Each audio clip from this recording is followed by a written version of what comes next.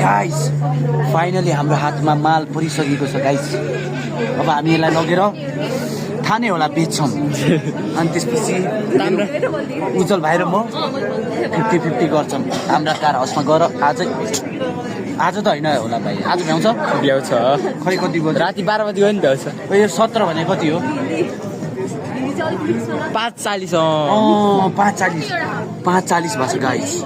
ल हामी यहाँबाट ताम्राकार पुग्नु कति टाइम लाग्छ भाइ हामीलाई? 10-20 मिनेट 10-20 मिनट भनेपछि 10-20 हामी 7-7:30 बजी भित्र त्यहाँ ताम्राकार भित्र छिर्सक्छौँ। हामीसँग फोन चाहिँ आइफोन XR छ है। आइफोन कति हो त्यसमा यो? एक्सेस हातमा परिसकेको छ। अब हामी यसलाई लगेर बेच्छौँ है। कस्तो मजा आउँछ होला त गाइस। टिल देन बसिरहनु होला, अर्को पार्ट पनि आउँदैछ। त्यसैले यो भिडियोमा चाहिँ लाइक, सेयर, सब्सक्राइब गरिदिनु। त हामी अर्को भिडियोमा भेट्छौँ अर्को पार्टमा है त।